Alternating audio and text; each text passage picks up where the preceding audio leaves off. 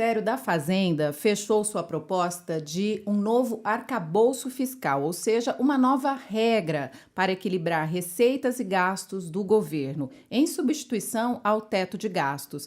A proposta deverá chegar ao Congresso Nacional no fim desse mês como lei complementar. Hoje, aqui no programa Analisa, a gente vai tentar entender um pouco melhor o que significa tudo isso. Eu, Patrícia Lauretti, e o meu colega, o jornalista, também jornalista da Secretaria Executiva de Comunicação, Totti Nunes, nós vamos conversar com o professor André Biancarelli, diretor do Instituto de Economia da Unicamp e pesquisador do Centro de Estudos e Conjuntura Política e Econômica do Instituto. O programa Analisa tem trabalhos técnicos de Kleber Casablanca, Marcos Botelho e Otávio Fonseca. Professor, bem-vindo. Em primeiro lugar, a gente precisa entender o que significa essa nova regra, esse novo regime, esse novo arcabouço fiscal. Gostaria que o senhor explicasse um pouquinho essa palavrinha, o que tudo isso significa. Obrigado, em primeiro lugar, obrigado pelo convite. É um prazer conversar com vocês. Bom, acho que esse é um tema que está mobilizando maiores debates na economia, pelo menos dos temas de curto prazo. Essa definição de uma regra nova, o que está mais mobilizando a atenção e tem um pouco das características do debate econômico brasileiro e da própria política nos últimos tempos, né? Tentando ir por partes, a ideia de ter uma regra, um arcabouço novo agora, ela decorre, em primeiro lugar, mais imediatamente, de uma certa sobreposição, de uma confusão jurídica institucional no Brasil, que na prática a gente tem, desde a Constituição de 88, duas regras fiscais, né? Dois tipos de regulamento que controlariam ou direcionariam o exercício da política fiscal. Política fiscal é tudo aquilo que se refere a receitas e despesas governamentais de todos os tipos. Tem duas regras. Uma é a regra chamada regra de ouro, que limita a possibilidade do endividamento do governo só no montante em que o governo aumenta os seus investimentos.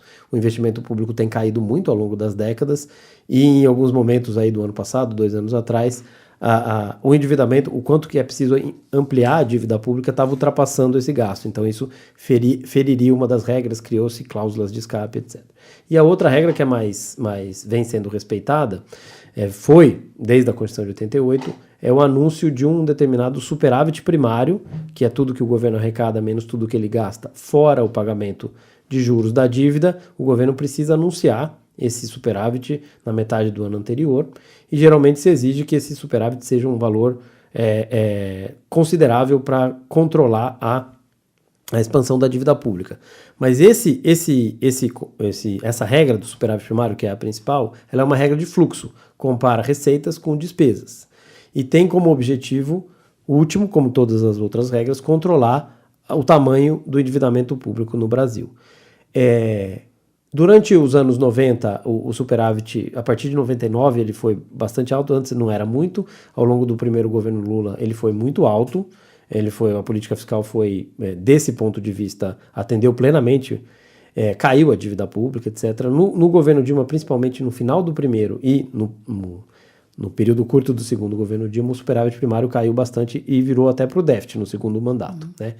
Por conta disso, e começou-se ali em 2015, 2016, até um pouquinho antes, a maior parte dos economistas que analisam essas questões começou a chamar a atenção para o fato de que uma regra de fluxo não estava mais sendo suficiente para os objetivos que sempre são o de controlar o tamanho da dívida pública brasileira. Apesar de ela ter caído muito durante o período do governo Lula, caiu pela metade a dívida líquida em relação ao PIB.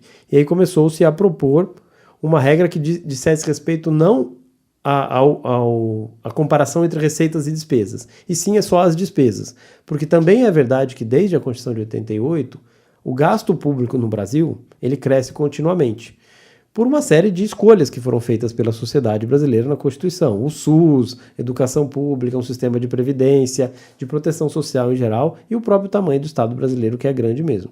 Mas um crescimento contínuo das despesas públicas foi, na maior parte do tempo, acompanhado também de um crescimento da arrecadação. Então os dois crescem, o fluxo fica mais ou menos controlado, às vezes maior, às vezes menor, mas a despesa cresce. E a ideia de um teto de gastos era a ideia de tentar controlar só a despesa, que inclusive é algo que o governo supostamente tem mais controle. Mas a regra que foi estabelecida do teto de gastos em 2016 é uma regra que se provou um desastre. Primeiro, porque ela congela de uma maneira muito linear e muito grosseira, eu diria. O total de gastos de um ano tem que ser exatamente o total de gastos do ano anterior, total da máquina pública como um todo. Só corrigido pela inflação que passou. Portanto, o tamanho do Estado brasileiro, em termos reais, deveria continuar exatamente igual. Supostamente, porque isso sustaria o crescimento, que é parte dos analistas, a maior parte considera uma coisa ruim, o crescimento do gasto público em si, e também geraria uma seletividade maior dos gastos, já que não dá para aumentar o gasto para todo mundo, vai ter um debate mais aprofundado sobre que tipo de gasto é melhor, etc. Isso revelou-se um fracasso, porque na verdade a disputa dentro do governo, e particularmente no governo Bolsonaro, redundou em aumento de uma série de tipos de gastos que provavelmente não eram a escolha da sociedade brasileira, e um achatamento das despesas mais críticas com saúde, com educação, etc., como alguns críticos diziam. E além de tudo foi uma regra, além de ela ser ruim e ter esse caráter, digamos, antissocial, ela se provou um fracasso porque ela não foi cumprida. Ela foi descumprida continuamente ao longo de praticamente todos esses anos. Então, esse emaranhado e o próprio fracasso da regra levam à necessidade de se rediscutir. Isso era uma coisa que estava mais ou menos clara na campanha, e acho ótimo que a gente tenha, primeiro, a definição de uma regra que seja mais exequível, e segundo, que se aprenda com os erros dessa regra que foi feita em 2016. Outra coisa que é importante, isso as experiências da crise de 2008 e também a pandemia provou no mundo inteiro, é que uma limitação da possibilidade do governo gastar, ela tem que conter possibilidades de cláusulas de escape. Diante de emergências climáticas, que certamente o mundo vai viver muitas daqui para frente, sanitárias, até mesmo econômicas, uma queda, um país que é muito dependente da exportação de um determinado tipo de produto, se tem, por alguma razão, por uma guerra, uma queda no preço dessa exportação, esse país entra em colapso e não dá para ficar amarrado. Então, cláusula de escape bem definida, bem desenhada, o parâmetro para o comportamento da despesa é esse, mas em situações excepcionais ela pode ser descumprida e depois se volta, tá? Então ela precisa ser flexível nesse sentido, para dar conta de desastres, e ela precisa ser anticíclica, que é uma palavra que os economistas gostam muito, porque o gasto público, a maior parte dos economistas olha o gasto público só como uma coisa negativa. Ele é um componente da demanda também na economia, né? Consumidores gastam, empresários gastam, o setor externo, por meio das exportações, também contribui para a demanda dos nossos produtos, mas o Estado é um grande componente da demanda. E ele, em determinadas conjunturas, pode fazer muita diferença para a economia crescer mais ou crescer menos. E o que é ser anticíclico? Que às vezes é uma palavra do economês que as pessoas não entendem. Se o rumo da economia, mais pelas forças privadas, está indo para um lado, em geral, o Estado pode, e na minha opinião deve, ter uma atuação para contrabalançar essas tendências. Se a economia está crescendo muito e isso pode gerar problemas de oferta, pode gerar problemas de inflação de demanda ou até problemas do setor externo, parece razoável que o governo contraia as suas despesas para amenizar um pouco o ritmo de crescimento. Mas esse, infelizmente, não é o caso mais comum na economia brasileira nas últimas décadas. É mais comum a economia estar numa trajetória de desaceleração, às vezes até de recessão, e a proposta, que em geral a gente assiste e escuta e lê, as recomendações, é que o governo corte gastos, né? Aumente o superávit, discipline seus gastos.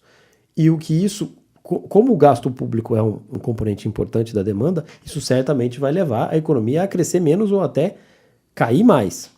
E isso dificulta até o próprio cumprimento das metas. Então tem um emaranhado de questões, e o modo como é apresentado essas questões ignoram um pouco esse papel ativo da despesa pública na própria demanda da economia.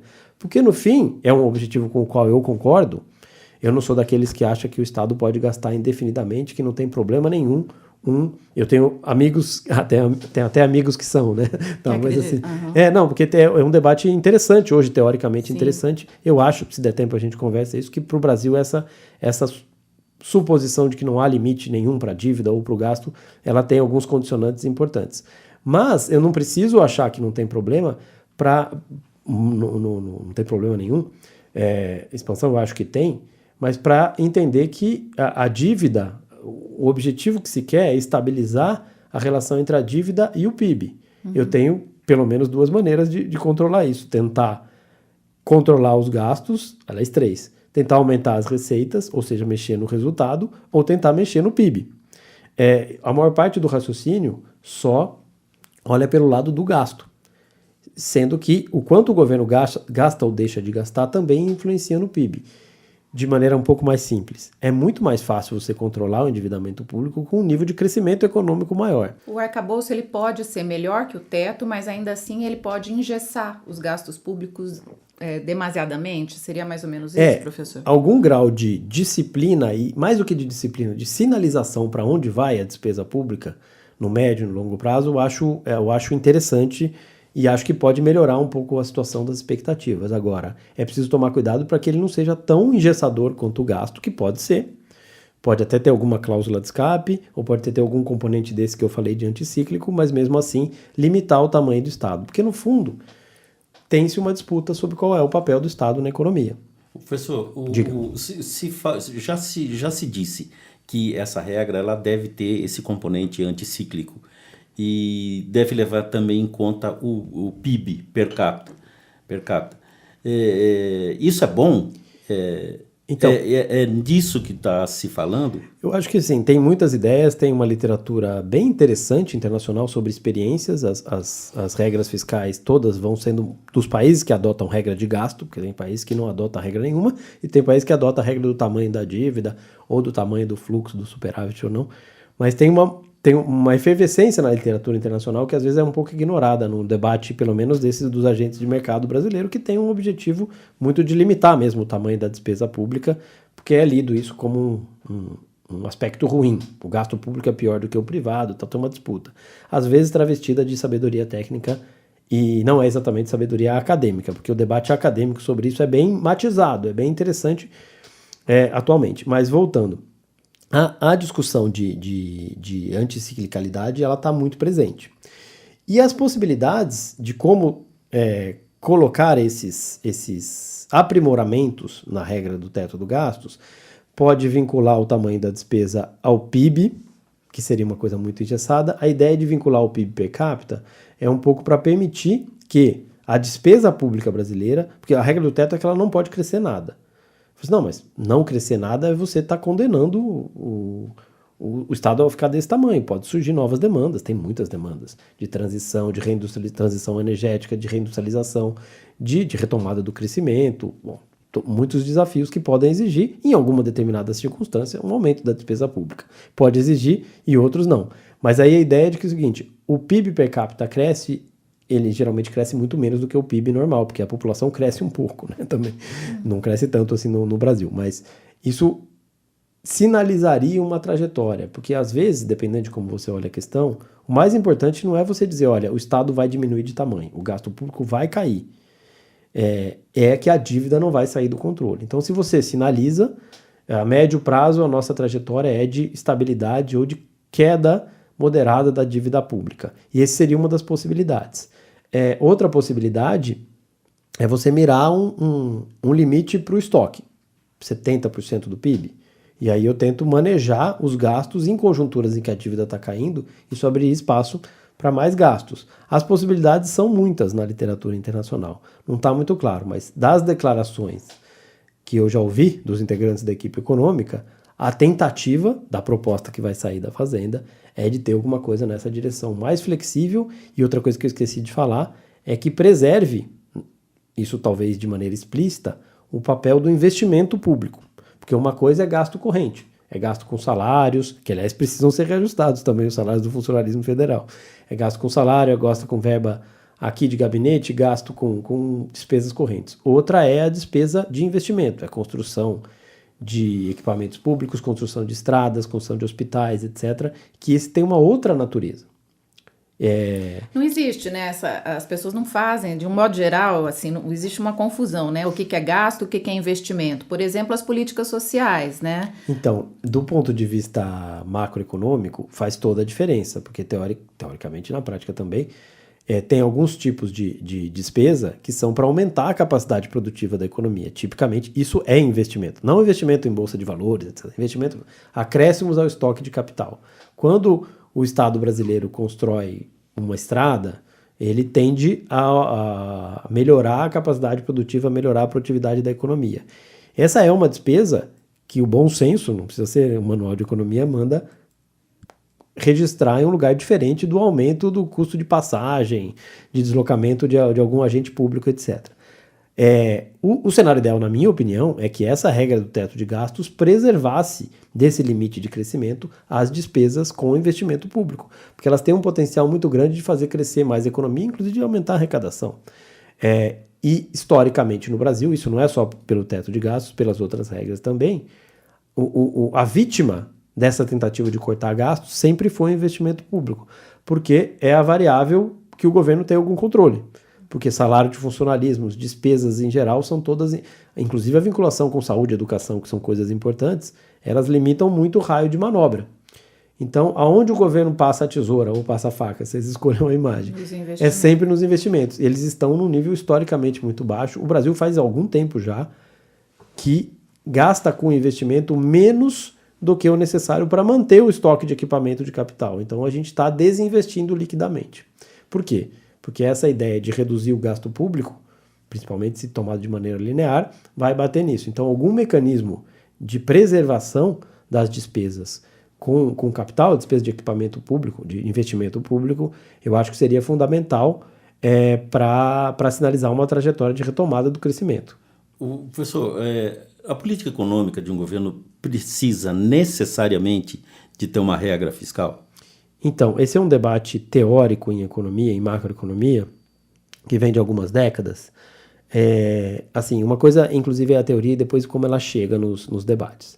O sentido de ter regras, isso vale para a regra fiscal, vale para a regra da política monetária, que é o regime de metas de inflação, a independência do Banco Central, é na direção de que a macroeconomia, é uma coisa que deve ser uma gestão técnica, que tem o certo e tem o errado, e que deveria ser protegida das interferências políticas, porque isso poderia gerar uma busca de ganhos de curto prazo, inclusive político-eleitorais, e que teria um resultado negativo no futuro. Tá? Essa é a visão que está por trás, e de quanto menos interferência e menos surpresa aos agentes econômicos, melhor, porque é tudo muito previsível, tudo muito regrinhas, e isso gera melhor crescimento. Essa é uma visão cujo rumo geral eu não concordo. Eu acho que, assim como outras decisões de política em geral, não só de economia, elas devem ser objeto de discussão e de opiniões diferentes. Não tem nada mais sujeito a divergências do que rumos da economia, ou rumos de...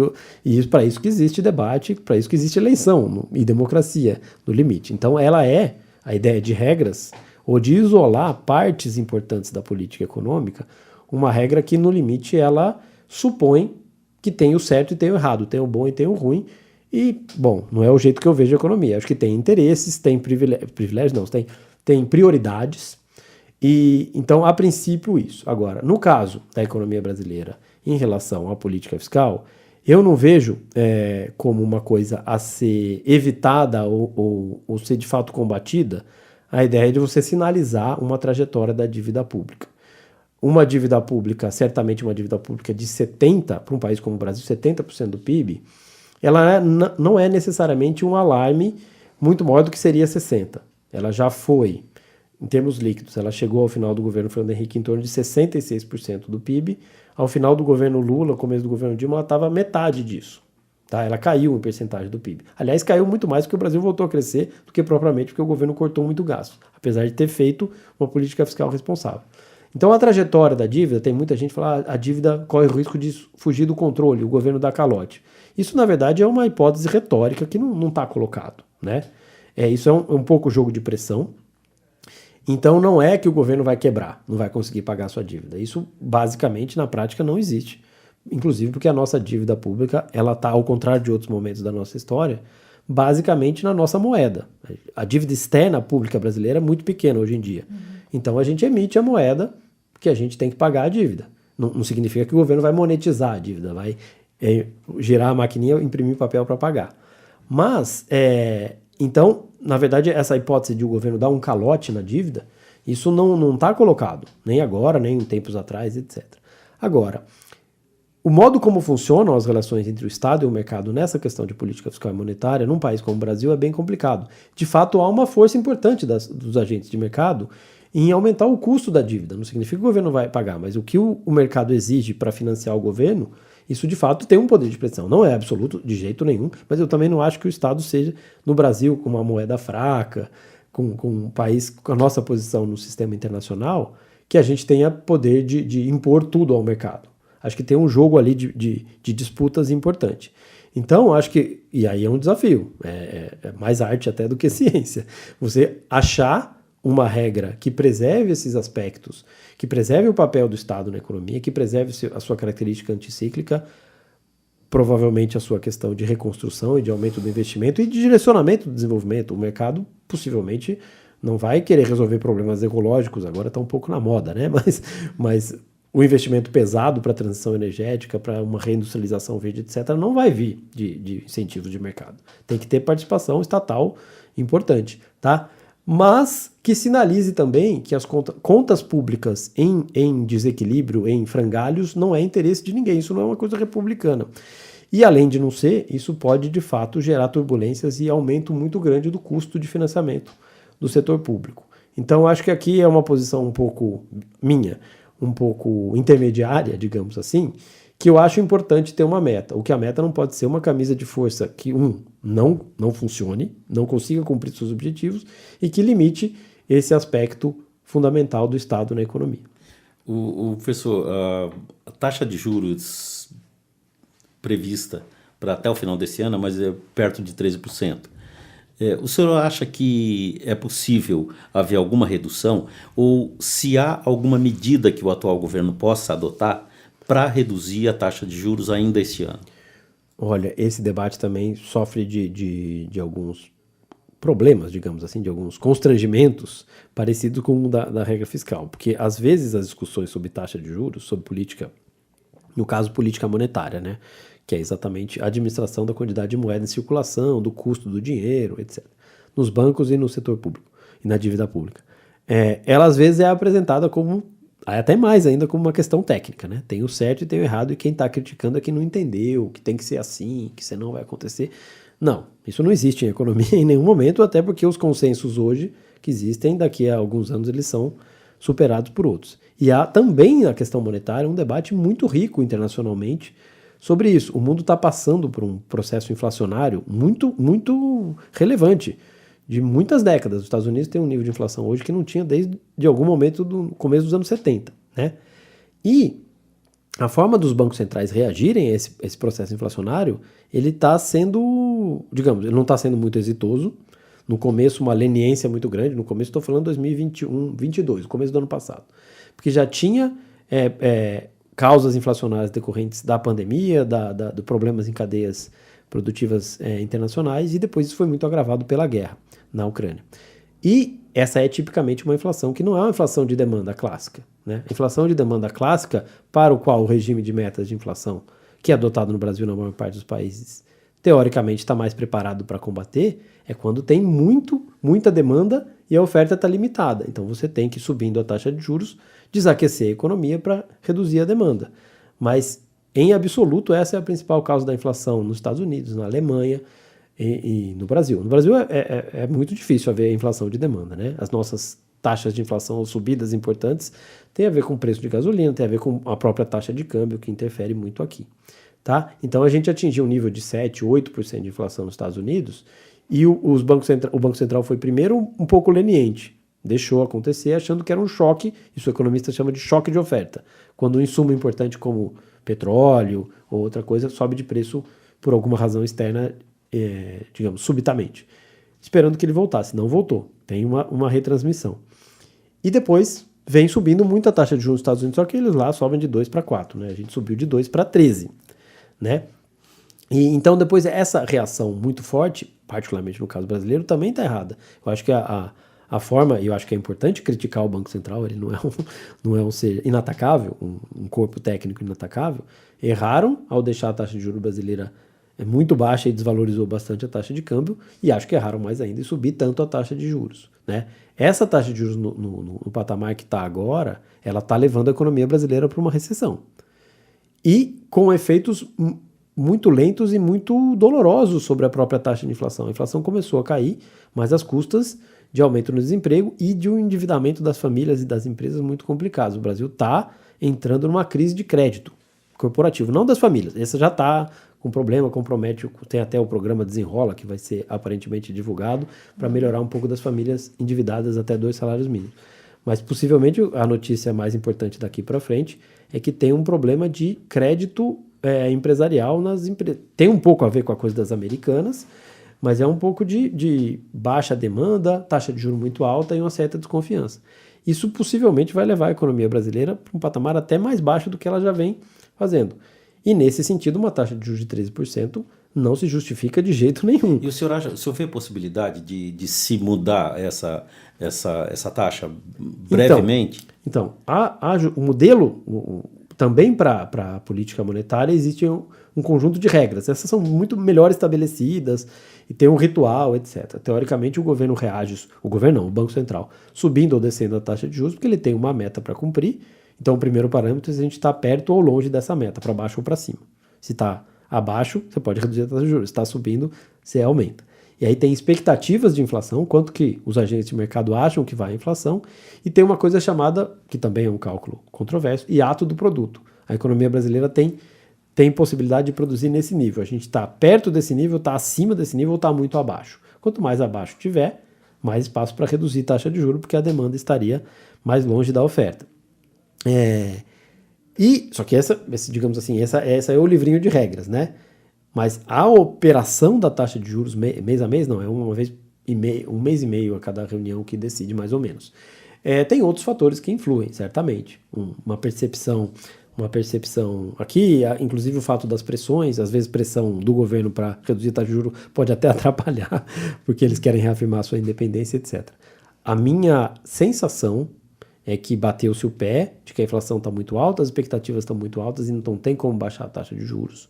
Mas esse outro aspecto, tanto a recessão em geral da economia, quanto essa crise de crédito vai provocar uma queda de juros antes. Isso já começa a fazer parte dos cálculos de agentes de mercado. Tá? Eu acho que a gente tem um cenário de complicações. E aí, você tentar renegociar dívidas, reativar o crédito com uma taxa de juros básica de 13% é muito difícil.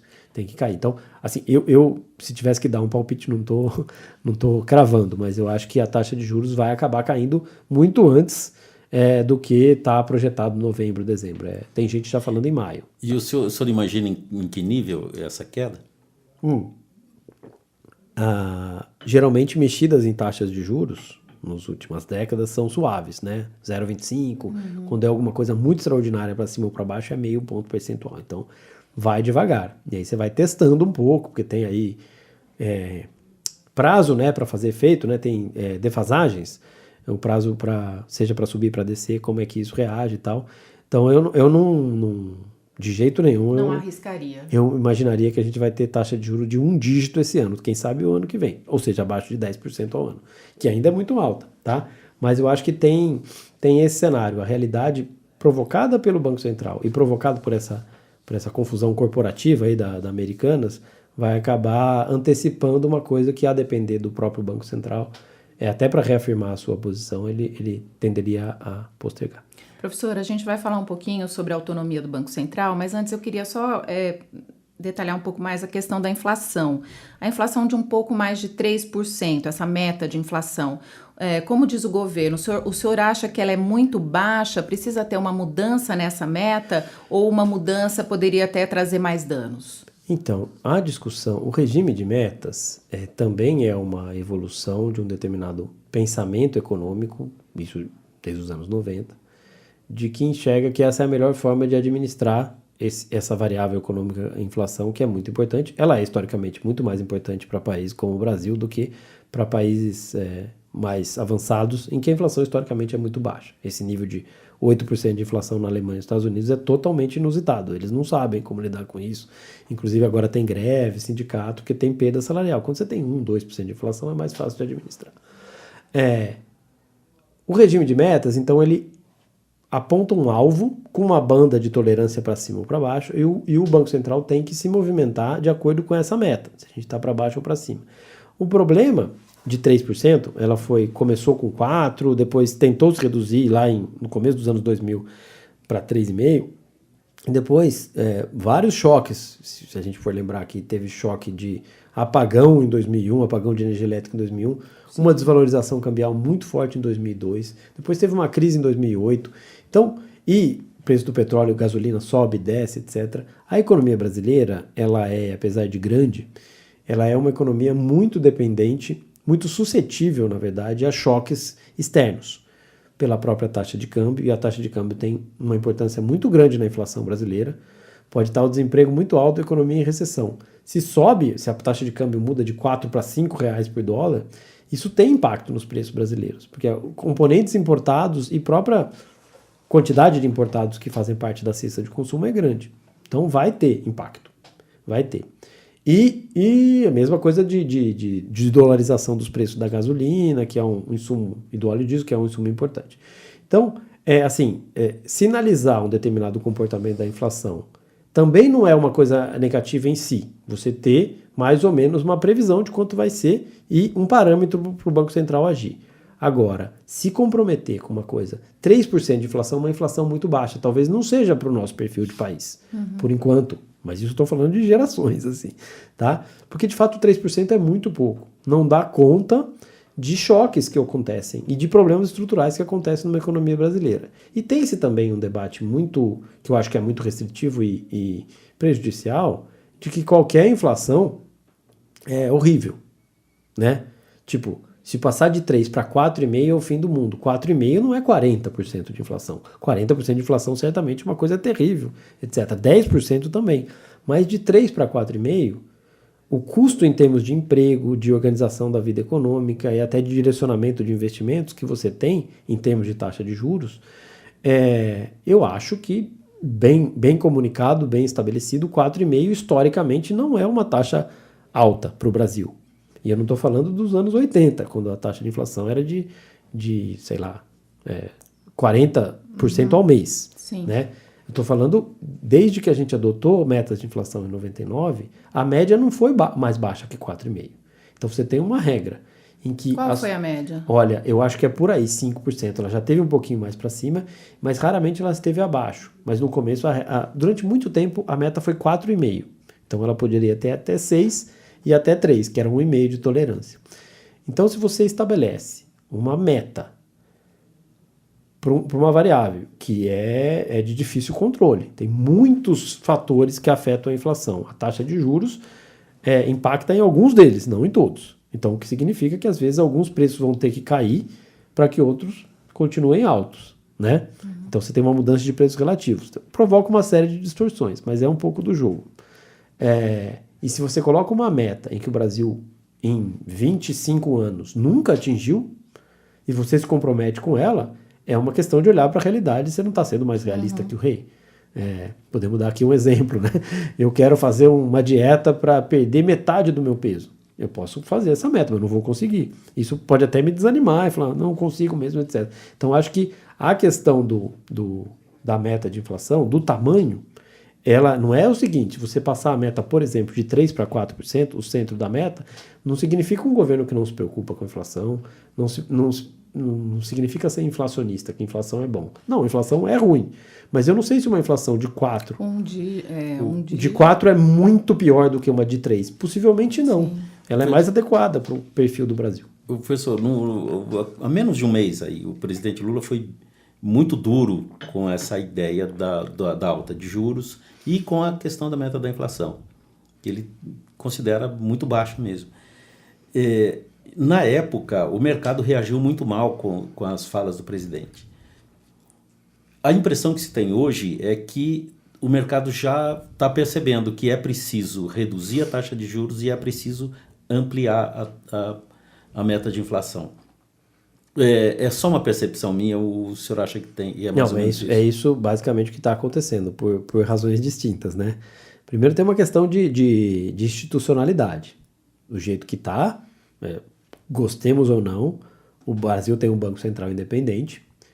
Assim, o governo pode reclamar, mas ele tem autonomia, o Banco Central juridicamente tem autonomia para perseguir do melhor jeito, livre de pressões, aquela meta estabelecida. Então, o presidente dar palpite sobre a taxa de juros acontece no mundo inteiro, mas não significa que o Banco Central tem que atender esse palpite. Ninguém precisa ficar escandalizado que o presidente está preocupado com o emprego, com o crescimento. A tarefa dele é esse. Isso é um lado. Outra coisa é sobre a meta de inflação. Quem define a meta de inflação é o próprio governo eleito, né? Tem um órgão que chama CMN, Conselho Monetário Nacional, tem 3 votos, o presidente do Banco Central, o ministro da Fazenda e o ministro do Planejamento.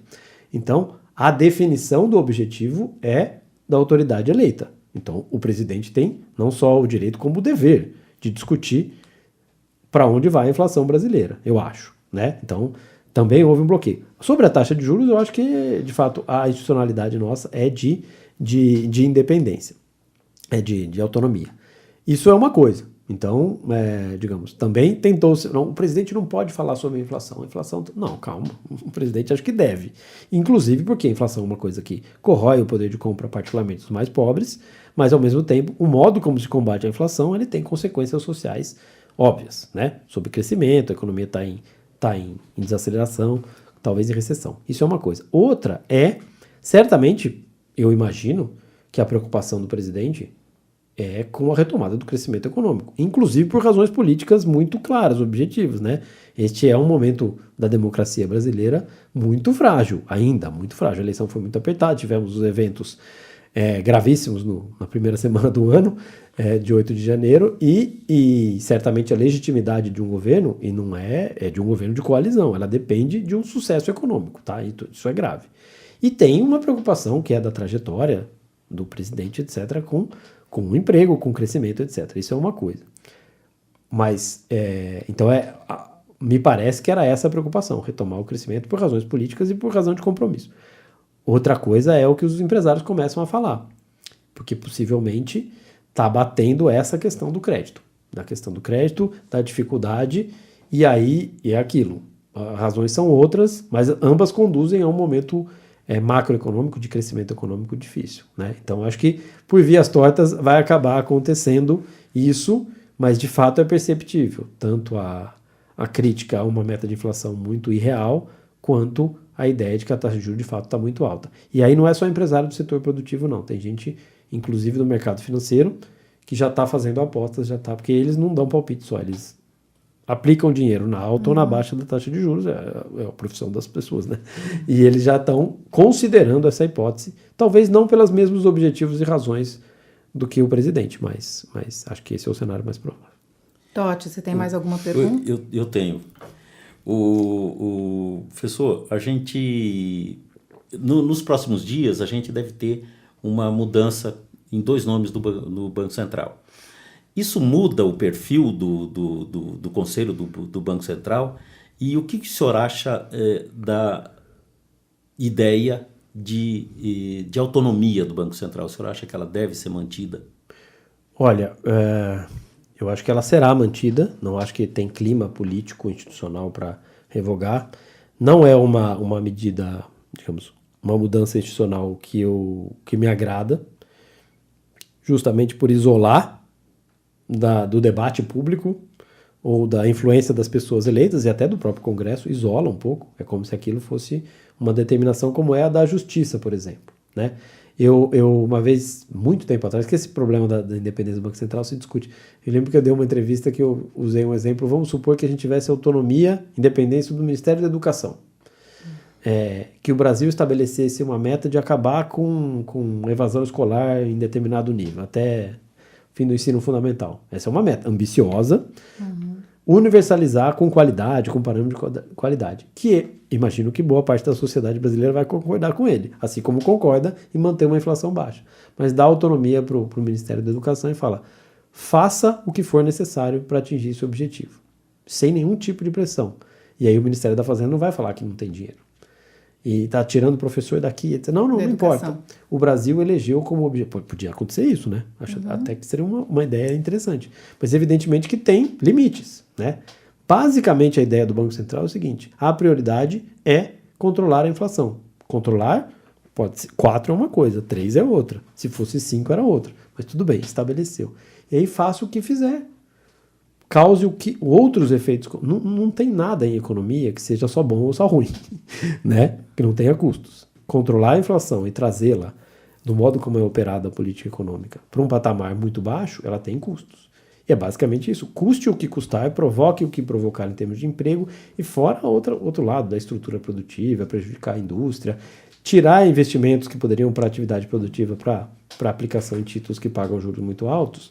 Ela é basicamente uma carta branca sem se preocupar com as consequências. Então, filosoficamente, digamos assim, por princípio eu não gosto da ideia, inclusive porque eu acho que o sistema de metas de inflação tem uma visão teórica sobre o que é moeda, o que é inflação, que não me agrada, não é a que eu concordo.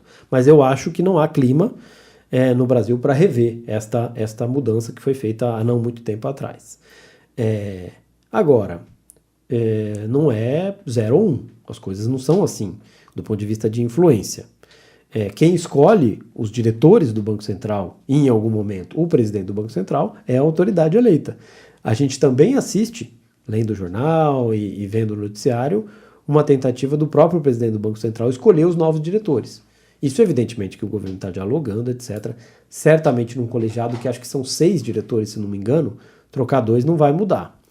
E certamente não vai colocar um economista que acha que pode ter a inflação que está tudo bem. Não é disso que se trata. Tem uma série de sutilezas. Às vezes eu acho que...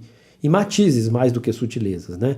Eu acho que o debate sobre essas questões no Brasil, que envolvem muito os interesses de agentes do mercado financeiro, ela fica muito presa numa visão imediatista de curto prazo de pessoas que são muito bem pagas e muito bem qualificadas, que entendem do assunto, mas que tem lado na discussão. Tem um lado de proteger os interesses dos seus clientes, etc. Isso não é ruim, não é legítimo. O que eu acho inadequado é a cobertura e o debate ficar restrito a esse tipo de opinião. Pautar, né, o debate. Uma pauta absoluta e não foi sempre assim no Brasil. Acho que a cobertura da imprensa econômica, ela se tornou mais restrita a esse tipo de opiniões. É muito raro ter um economista que, em aspectos como esse, tem espaço para dar sua opinião. E às vezes, quando tem, digamos assim, encaixado com uma coisa exótica ou ultrapassada, ou adjetivos piores, digamos assim. E não é assim. Por isso que estamos aqui, para ouvir Exato. Opiniões divergentes. Mas assim, o mundo acadêmico no Brasil certamente não exibe esse monolito de opiniões sobre essas questões, sobre a questão fiscal, sobre a questão monetária, sobre a independência do Banco Central. Há muito mais diversidade. E não se trata de gente que entende do assunto e gente que não entende. Gente que é do passado e gente que é do futuro. Não. Basta ver o debate acadêmico e público em outros lugares do mundo, que ele está muito vivo, aberto a novas ideias. Tá? E as coisas em economia, os consensos, a relação entre teoria econômica, conhecimento acadêmico e política econômica, ela muda. Não é imediato, claro que não. Mas ela muda, tem fases, né? Nunca é eterno essas coisas. Eu, às vezes, acho curioso alguns consensos estabelecidos na imprensa de que isso é eterno. Pouquíssima coisa é eterna. Sim. É isso. Bom, muito obrigada. A gente ficaria aqui, professor, falando mais, né, sobre reforma tributária, daria um outro programa, mas a gente tem que encerrar. Muito obrigada pela sua participação aqui. Totti, seguimos, né? Obrigada também. Nós vamos chegando ao fim dessa edição do programa Analisa. Hoje nós conversamos sobre economia e a nova regra fiscal com o professor André Biancarelli, diretor do Instituto de Economia da Unicamp e pesquisador do Centro de Estudos e Conjuntura Política e Econômica do Instituto. Em nome de toda a equipe aqui da Secretaria Executiva de Comunicação, eu agradeço a participação do professor, do Totti e a sua participação que nos acompanhou até aqui. Até o próximo programa.